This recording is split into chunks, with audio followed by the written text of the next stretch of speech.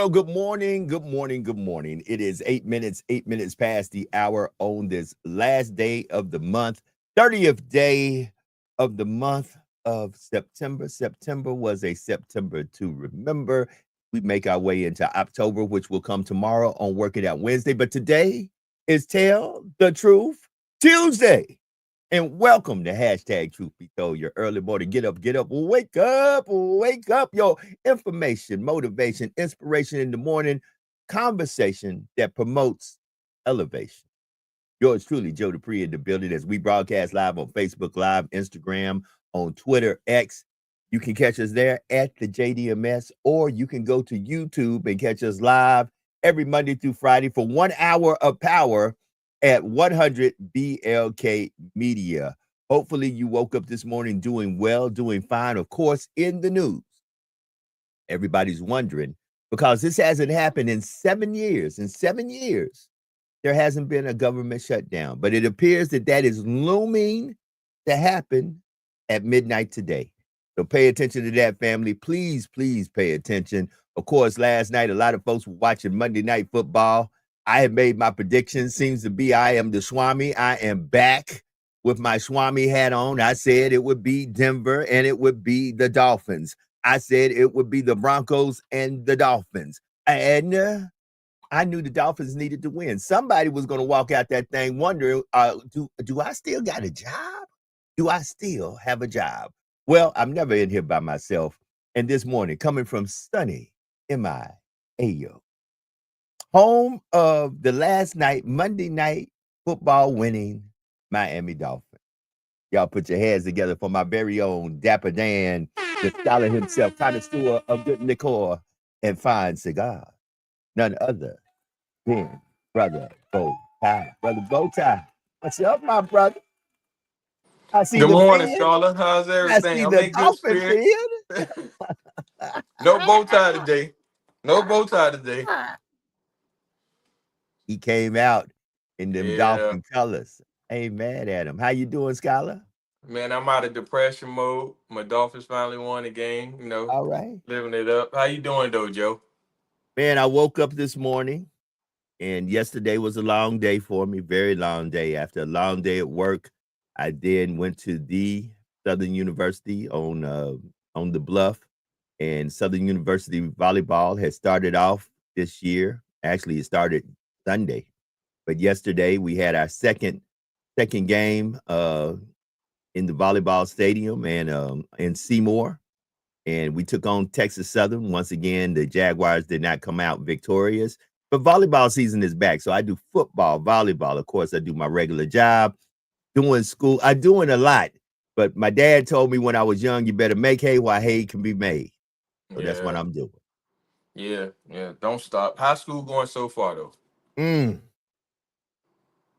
glad you asked. I have my first 20-page paper that is due actually next month at the very soon. And it's not so much doing the paper, it's so much that you have to get individuals to read your paper, critique your paper, and then you question your paper before you submit your paper. So I literally I've got to get 5 other PhD um doctoral um I've got to get 5 other people who have PhDs to read my paper before I submit my paper. They have Okay. to sign off that they read my paper and that they critique my paper before I even submit my paper to, of course, my professor. And getting the paper done and then getting 5 individuals to read it is difficult because you have to seek out these folks and ask them, do they have time to read a 20-page paper on whatever subject that you're writing on and critique it. And that gets to be the difficult part, and then you have to, once they critique it, you have to make adjustments pertaining to their critique. So that means you have 5 changes to a paper that you have put your heart and soul into writing. Mm-hmm. And we ain't talking about my dissertation or a thesis. Oh, We're your just talking thesis, about yeah. we're just talking about a paper that I'm writing that has to be turned in at a certain time. So Yeah, I it, actually a- have a as a friend of mine would say, it's Fun time. Fun time. Yeah.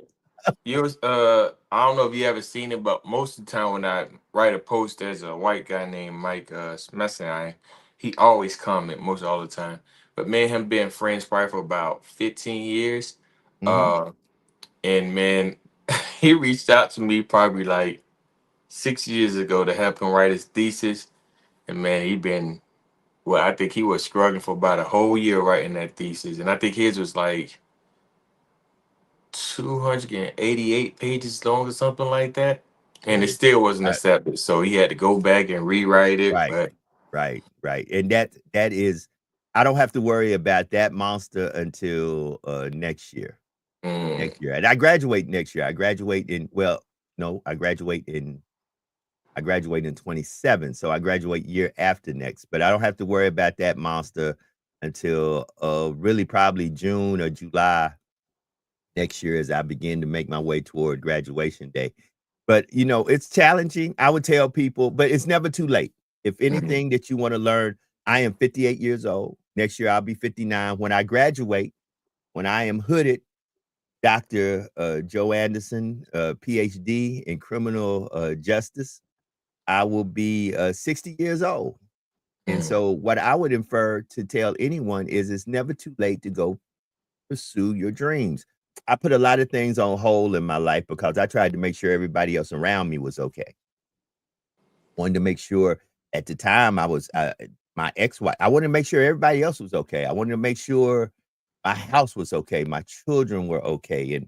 And mind you, a lot of the stuff that I was trying to make sure that was okay, I watched it dissolve. I watched it dissolve. I went through a divorce, didn't have my family, didn't have my marriage.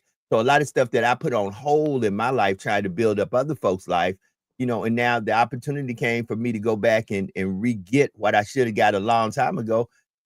At first I was gonna say no, but something in my spirit said, man, go get it. You only yeah, hold it.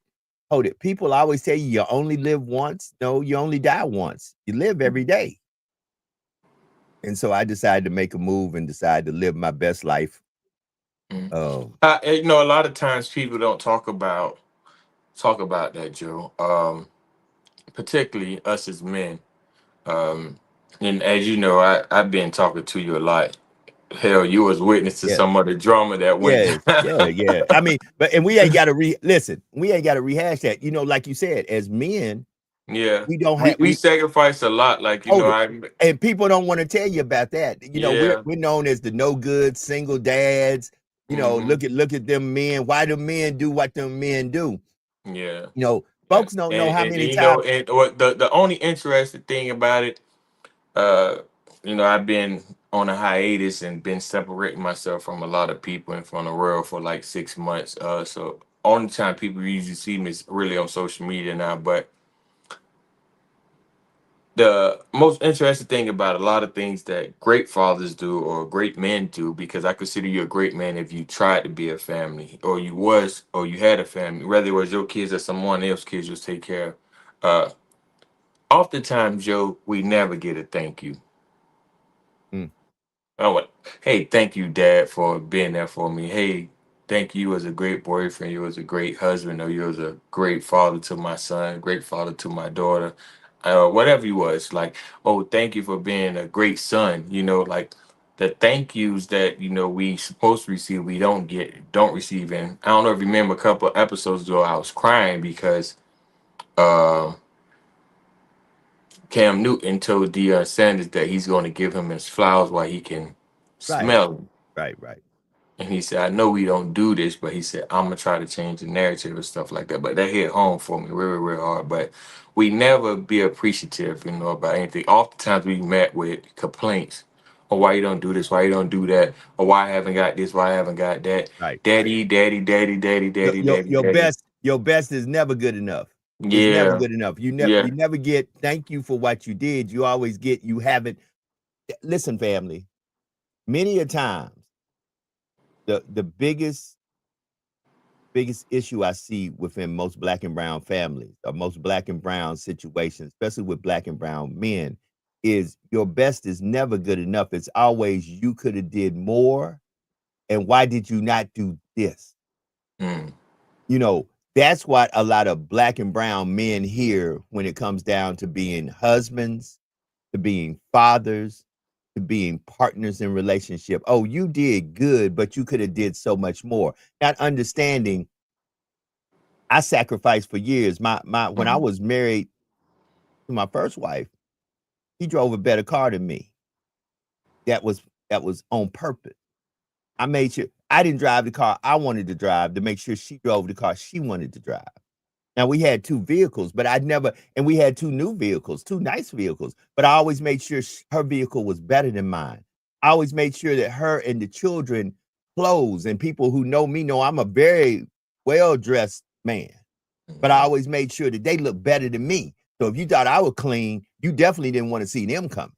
Mhm. Because I made sure they always had either equal to what I had or better than what I had. Because my father told me a long time ago, if I want to measure a man or if I want to do business with a man, all I do is ask him, can we do business? And if he says yes, I back up and I observe his wife and kids. Because if his Mhm. wife and kids look good, that means he's taking care of home. And if he'll take care of home, he'll take care of business with us. But if I look at him and he looks good and his wife and kids look raggedy, that lets me Mhm. know he's only concerned about himself. And if we get into a business venture, he will probably treat the business venture the same way. I'm only looking at it for what's in it for me. Mhm. I could concern less about what's in it for them. And he said, you need to pay that same attention even when dealing with women, because women should be concerned about their husband or their boyfriend looking good, because that is a direct reflection on you. Mhm. But too many Yep. times, and I hate that we don't have Alethea or Sister Jackson here, too many times the problem most women don't want their man to look good is because they know a good looking man will attract other women. And, and, Mhm. and for some odd reason, I never understood why women never put in the back of their mind, if I do right by mine would never want to wander away from me. Mhm. Yep. Yep. Yep. Yep. Joe, I got a concern, Joe. Um, Talk to me now. Talk to me. this government shutdown Oh, it's about and to. and this meeting with these admirals and generals, I think something for to go down on the home front. Oh, yes, sir. Yes, sir. If you Yeah. didn't know, the National Guard is getting ready to get deployed in New Orleans. Well, this is what's interesting. Did you see where they got deployed at yesterday? Where did Seattle, Portland? Was it Portland? Portland. So they're deployed in Portland to protect ICE facilities from possible terrorist attacks. Now, here's once again where I ask the question. If you are deploying the National Guard in Portland, where there may be the suspicion or the likelihood of intel saying there is an ICE facility attack coming, do you not have evidence that support that there was an ICE attack in Dallas, Texas?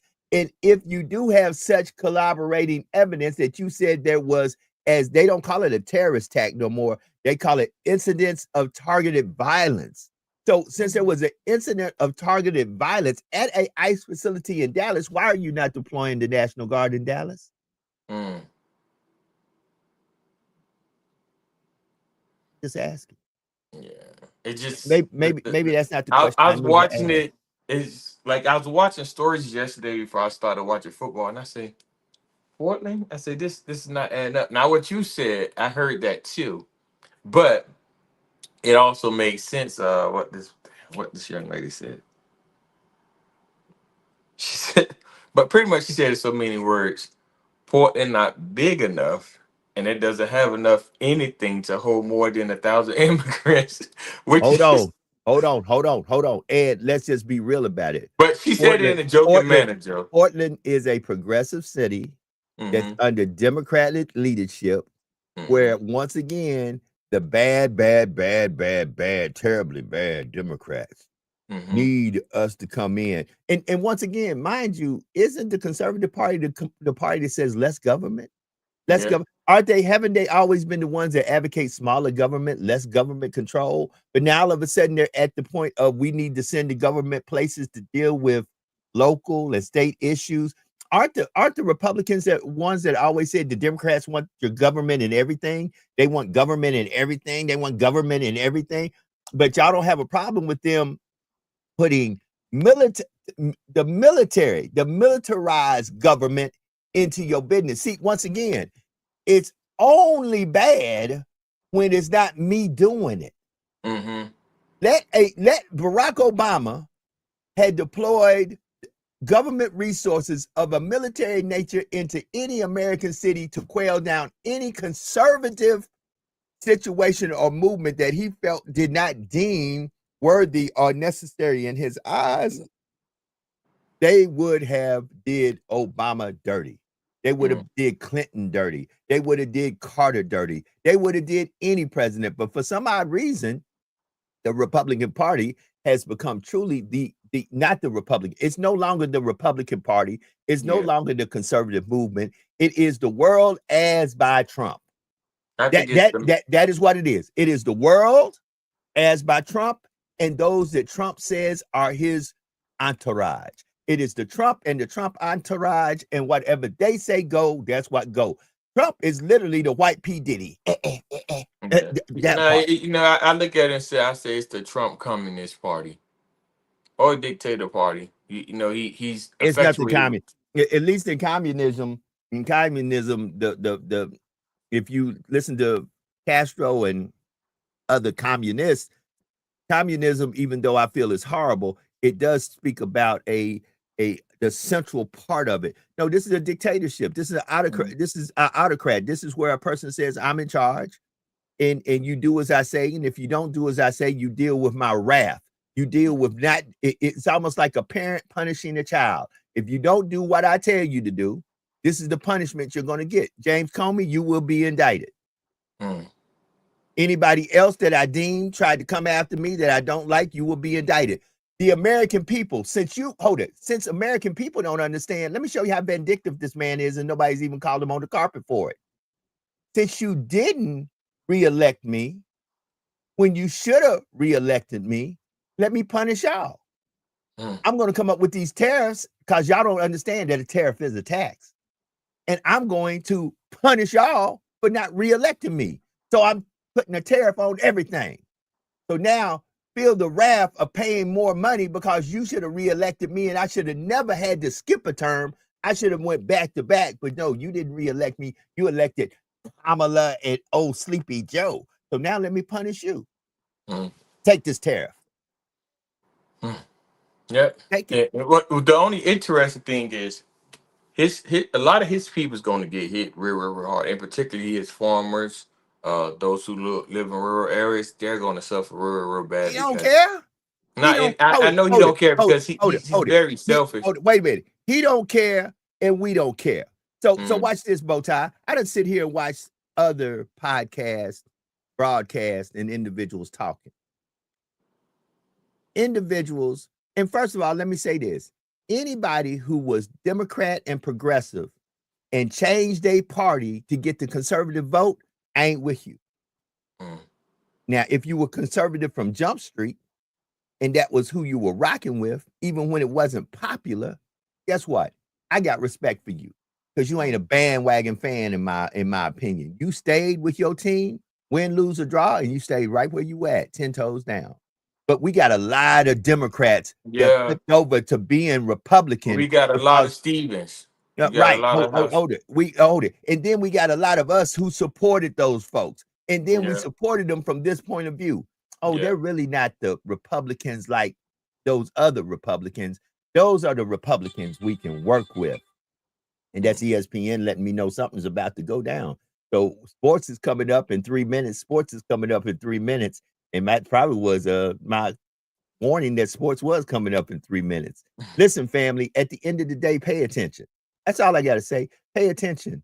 Pay attention. Tyreek Hill injury. Oh, my God. We're going to talk about that and so much more. But y'all get ready. Sports will be coming up real soon also.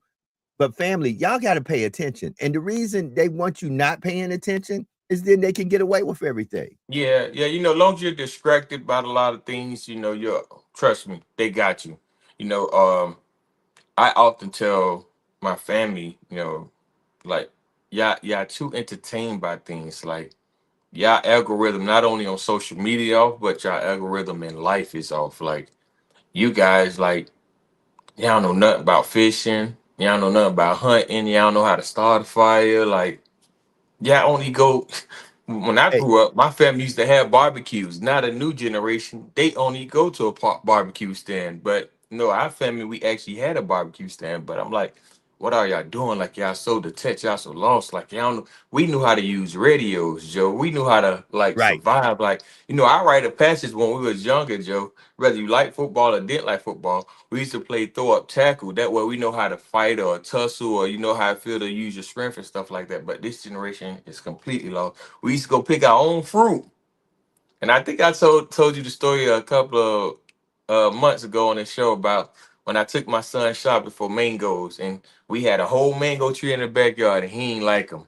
Then Mm. he went to Publix and said, "Yeah, I want a mango." I like, nah, yeah, it's fit to go back home, or you fit to climb this damn tree and get your own mango. That's But how we used to get them. I mean, it's 28 minutes past the hour, and Bowtie, brother Bowtie. Here's the sad thing about it. First of all, I've never seen in my whole life, and I'm gonna say this on the last day of this month, 29 minutes past the hour. I've never seen us be against us so much as I see us against us right now. I've never seen so much jealousy, envy, and hatred. Right now I laugh. On the screen, I'm seeing 3 to 4 people who are logged in, literally logged in, watching our podcast Hmm. on Facebook. Now I'm seeing 4 people on the screen. That means when you log in to try to watch the podcast, you'll say, "Oh, not a lot of folks watching." But I see 235 people who's watching us, they just not clicked in. Because somewhere in their finite mind, if they click in, if they click in, it's going to give us some credit. Baby, you're listening either way it goes. So guess what? And I don't need your credit because like a lot of other influencers, I'm not in here for the 40 or $50 that they're giving away every month when they monetize this thing. Hmm. You know, man, hey, don't get me wrong, every penny counts, but I'm not so desperate for money that I'm concerned about how many click, like, and shares I'm getting on. See that? Because when you say stuff like that, you see how all of a sudden the powers to be say, wait a minute. Yeah, I said what I said. And I meant what I said. I'm on here because, believe it or not, I really had what I believe is a spiritual moment with the Most High. And he said, do this until I tell you to stop. And I said, but God, how am I? Don't worry about the how. Just do. When I told Noah to start building, Noah didn't start talking to me about the timber shortage. He didn't start talking to me about I ain't got the labor. He didn't even stop to tell me, hey, I'm too drunk to do this most of the time. He just said, I'm getting the job done. When I told Moses, go back to Egypt, Moses didn't say, hey, dude, that's the place I got threw out of, right? That's the place that put me out, told me they didn't want to see me no more. And if I showed up, what they were going to do to me. No, he just said, no problem. Since you told me to go, let me go back and give your message. I'm in the same box, baby. I don't care if 2 million of y'all click on the screen, and I don't care if there's nobody that ever shows up. I'm going to continue to do what I know I was told to do until I'm told to stop. And that's the difference between me and you. We not the same. No, you're not like us. You're not like me. Because I'm going to do it. I'm going to pay for it out my own pocket. I ain't going to ask for no sponsorship, no help, no nothing. I don't have to.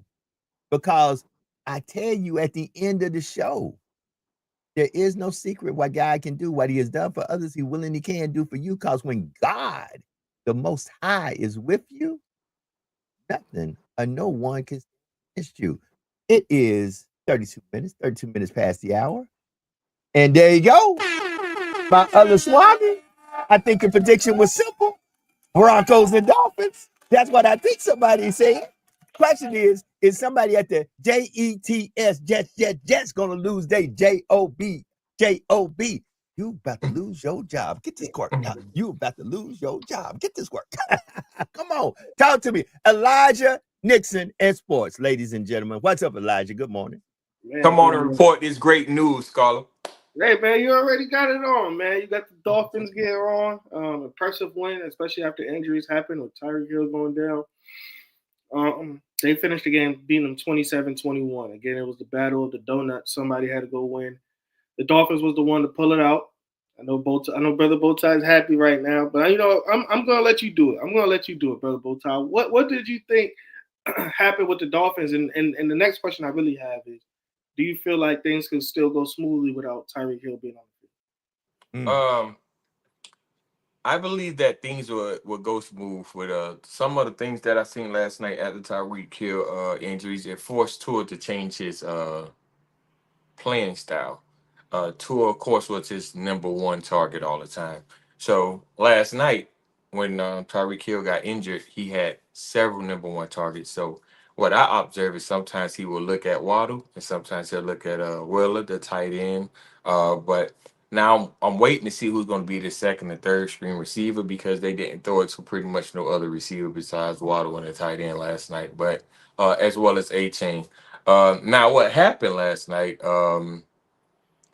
I think I'm just gonna be honest. I think the uniform did something to us. I'm talking about the whole city energy was just different. Like, so I think we had like the 12th man, I guess they could call it the 12th man on the field, but it just I think that brought a different energy, a different feel to it. So it made everybody play with a different swag and a different emotion, something like that. But however, do I think we could keep up that same energy? I had a prediction say that the Dolphins was gonna win 14 games. Yeah, I think we only gonna win 8 or 9 games. We need to get Jeffrey Dahmer out of there. Yeah, So okay. you still need your coach to be He gone. dog. Okay. I agree with you. I just think it's going to be tough without Tyreek Hill because you don't have a Yeah. strong number 2 option there, which was Jalen Yeah. Waddle. But you still have a dynamic offense with A-Chain and Yeah. Waddle. And Tua, and I must say, Tua played an amazing game last night. Man, he even got in the groove. He scrambled like 3 times and stuff like that. Took a nice hit. He got up, started smiling. I like, oh yeah. So to me, it had to be the jerseys. They was hard. And then staying on that tip, the Broncos they defeat the Bengals. But Bengals, yeah. I mean, I knew that was going to happen because the Bengals don't have a quarterback, and Right. Jamar Chase is just really just running for cardio right now. Right. But at one point, do you say, "Hey, we have to trade for a quarterback to be a backup to Joe Burrow"? Joe Burrow and them got off to a slow start last year. Joe Burrow tore his knee his second year. Injuries always been the problem with the Cincinnati Bengals. And Hold on. Elijah. Didn't Cincinnati have the opportunity to get Shador and just said, no, screw that. We good. We good. All you folks that skipped over Shador, I hope y'all enjoying your season right now. Jets 0-4. Saints 0-4. Bengals, what are they? 1-3? Mm-hmm. All right. Dallas, I'm sorry. I didn't mean to cut into your commentary. I'm gonna get into that. I'm gonna get into the Shador thing now. I mean, in a second. Before I even get there, you kind of just started it a little bit. But I was gonna say that with the Bengals, like as a guy that's not, I'm not a Bengals fan, but you're tired of seeing slow starts with Cincinnati. Cincinnati has a talented roster, but it's slow start after slow start after slow start, and it's something different every year. With Joe Burrow being out, T. Higgins and Jamar Chase can't throw the ball to themselves. Jake Brown, and we all knew who he was 2 years ago and last year when Joe Burrow went down. When do you tell yourself, or who do you think the Bengals should trade for to help try to salvage their season before as Joe Burrow sits out for the next? I think he's out for a month. Yeah, 6 Bruh. weeks. I believe he's out. Them, the Jets and the Saints are all fighting for that last place trophy where they can get that first round draft pick.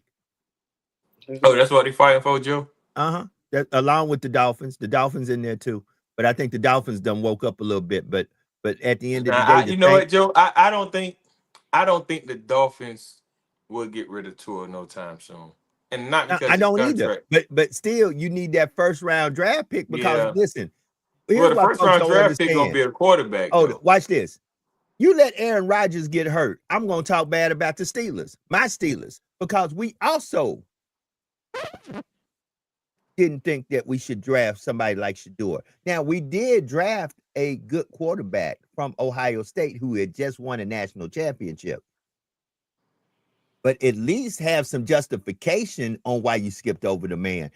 Yeah, when you go to the Steeler Nation and say, well, we skipped over Shador, but look, we got the Ohio State quarterback that just won a national championship. I can't argue with you because guess what? Numbers and results mean something to me. Yeah, Shador a bad boy, but has he won a national championship? This boy just won a national championship. He knows how it feels to be in a pressure cooker. He just went through a playoff gauntlet and won a national championship. Now he's our backup quarterback, Aaron Rodgers.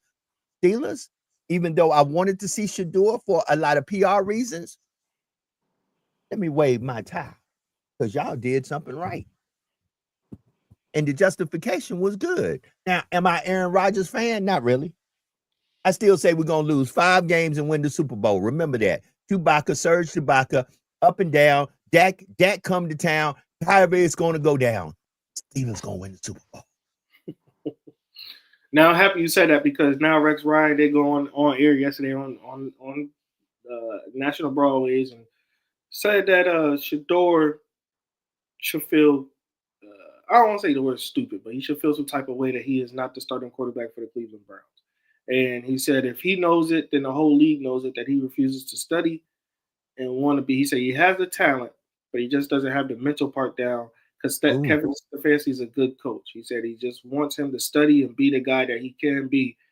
I want to know, what are your thoughts on that? Joe Flacco had a horrible game against Detroit, and he played horrible the week before, but the Browns really escaped with a win because of their defense against the Packers. I was just about to say that most of the Browns won 2 games, I believe. It's only because of their defense. Only because of their defense. And I mean, like, and every team say that regardless of what's going on over there, their defense is still good. Don't think that you can underestimate Myles Garrett because some damn quarterback controversy. Like, their defense gonna show up. But I think. And I seen that I seen a little article about Rex saying that, but I think what Rex not considering, or what most of us not considering, is the mental part of it. Like, they destroyed this young man mentally. They could destroy him physically. So all the BS, him not starting, the contract situation, that's just to get in his mental and play with his mental. Now there's like, okay, we done broke you down mentally. Why you not performing at this level?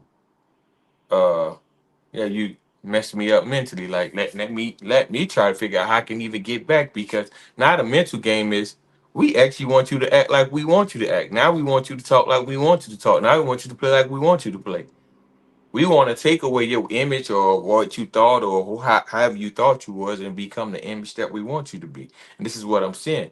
And like, obviously, as we can all agree, the talent is there. But what they didn't like was more of like how he was already trained to be a superstar, to act like a superstar, to speak like a superstar. Well, Bowtie, I agree and disagree. First of all, I believe in this. When you got the talent, you come from the bloodline of the Sanders pedigree, study to show yourself approved. Just study. All you got to do, hold it. It's a difference between being good, great, and being legendary. Good, great, and legendary. Let me show you something about Deion. I remember a documentary about Deion before Deion became the coach, back when Deion was the player. And there were folks talking about nobody stayed in the film room, nobody stayed in the books, nobody stayed in it more than Deion. They said seeing what Deion did on the field was just showing what Deion did, what you didn't see. So a part of me saying, Daddy, you need to tell your son, wait a minute, did you think I became legendary by just dealing on my talent alone? I was talented. I was a bad boy without hitting the film, the books, knowing the plays. But because I did that, that's why to this day, Jerry Rice will tell you, nobody stuck to him like Deion. Because Deion sit and studied hours of films on how Jerry do this and do that. And when you do the studying and you prepare yourself for the battle that is ensuing to come, you kind of anticipate your opponent's move before your opponent make it, because you've been sitting there watching hours of film, him doing it, and in your mind be going, well, when he does this, he really do that. But when you speak of legendary, that's oftentimes what Shador always connects himself. He had a chain that said legendary. what I'm paying attention to, I'm talking about his talent. Even Joe Flacco being a starter, having produced the talent that Shador produced thus far, been on the Browns team. That game that he had in the preseason, he only played a half a game. I mean, he only played 2 quarters and he scored threw 3 touchdowns. Joe Flacco haven't had a game like that yet, and he's the starter. So the talent is not an issue. I think it's still more of the team politics that's the issue. I don't even think it's his talent that's the issue. I think, like, if Rex said that, that means obviously somebody's saying they have an issue with him. Someone report to someone who's spilling the beans what's going on in the locker room with the Browns. Rex shouldn't know that whether or not Shador Sanders is sitting on the 3rd or 4th row in the quarterback room or he's sitting in the back, he's not on the front row. Like, that's nothing for Rex shouldn't know that. So there's someone who's trying to leak something to try to make him look bad, but it is what it is, though. I wish the young man success. I feel like, in my personal thing, in this day and age, good like head coaches could do more with a less talented quarterback. So they're not like, if Shador didn't prove himself, then we don't have nothing to go off of except for a preseason game, which we don't. I mean, if you really know, you really don't count that. But like this, Brock Purdy, I don't think is good at all.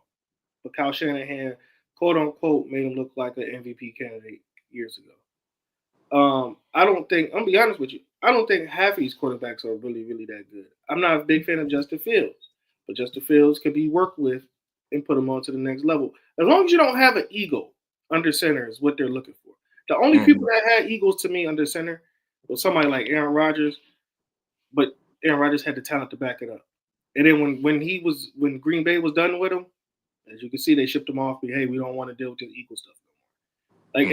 Like that's where it comes down to. We've seen people do more with less under center nowadays, and they could work with that as long as you have a good character with it. If you have a bad character and you don't have nothing to prove or nothing to show for it, these teams ain't working with you. And that's anywhere. Like back in the day, Deion, not saying the cornerback position was bad, but Deion had to sell himself at the cornerback position because nobody respected the quarterback position.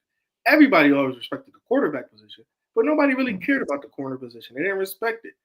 Deion had to make himself respected, and he said what he said, and then he had a national spotlight ever since then. With Shador, Shador didn't have to do that.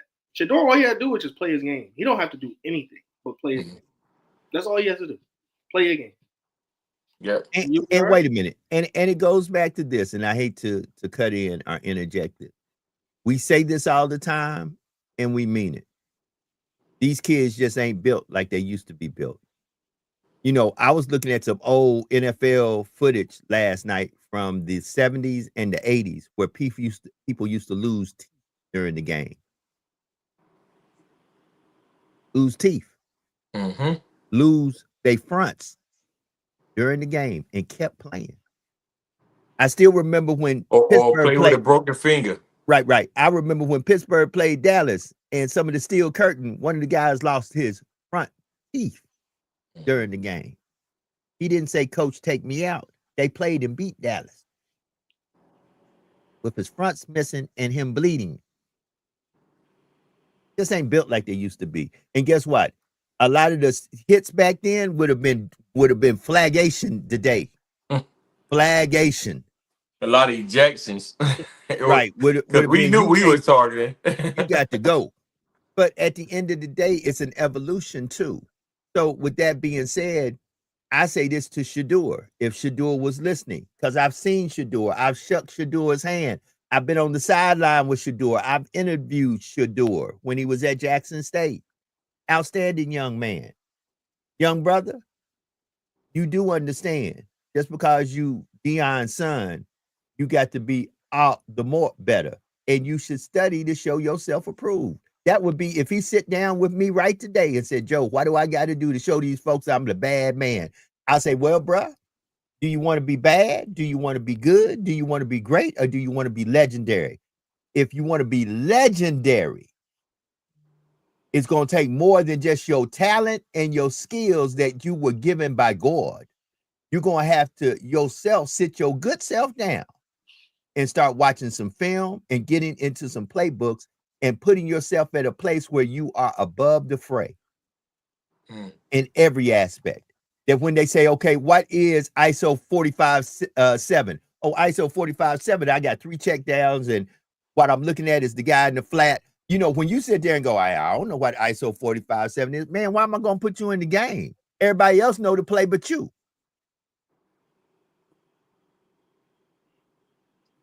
I digress. How do you feel about what the tensions that's in America, brother Elijah, and you, as well as you, Joe, but the tension that's going on in America, as well as with the immigrants and immigration and everything like that, and ICE being a problem. Do you think that Jay-Z made the right decision with choosing Bad Bunny as the Super Bowl halftime performer? That's how I was gonna end with that. I was gonna tell you. I don't have nothing to do with the ICE thing. I mean, I'm happy Bad Bunny, is performing. I don't know his music. I'm not gonna lie to you.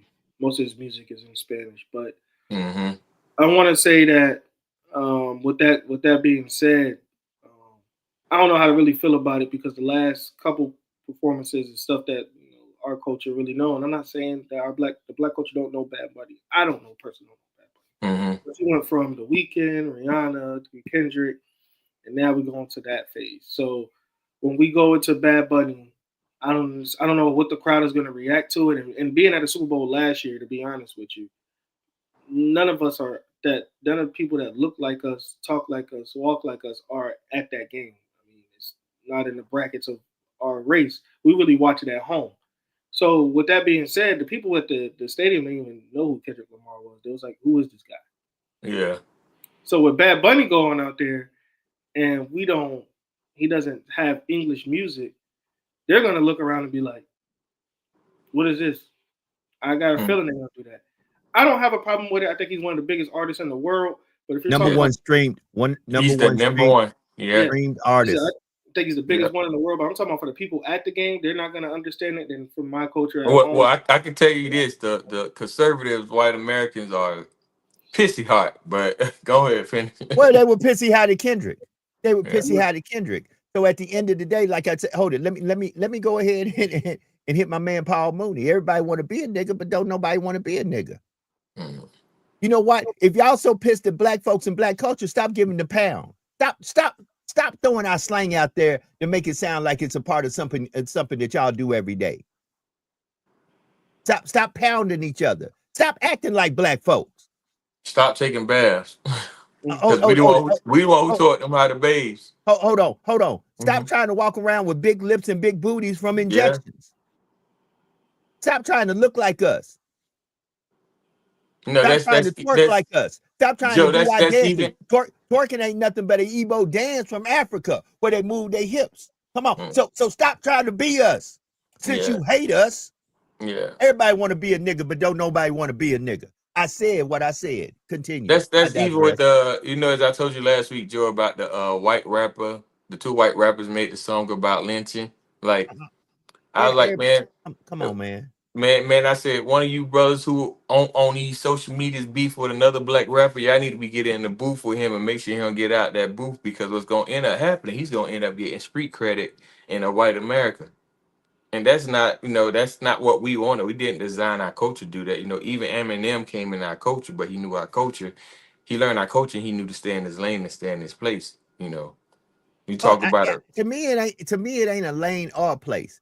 At the end of the day, be human enough to ask yourself, if this was said about me and my people were descendants of slaves, how would I feel about it? See, somewhere I ask, where the humanity in folks?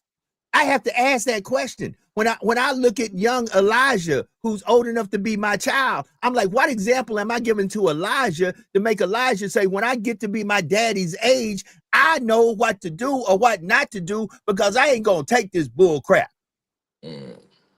That's what we need to be asking ourselves. Do you know I got more years in front of me than more years behind me than I do in front of me? What am I showing brothers like Elijah, who is not my blood son, who I should treat like a son, which I think I do in some aspects? And that's another thing us black men need to start doing. We need to look at every young black man as our son, as legacy that is left over when we leave to be the next king in line. But too many of us is caught up in our own bullshit that we don't one time say to ourselves the following: why can't I give young Elijah to make him a better man today than I was when I was at his age? Oh man, y'all, man, let me be quiet before I go somewhere I don't need to go. 7 minutes to the top of the hour, family. Brother Elijah, continue.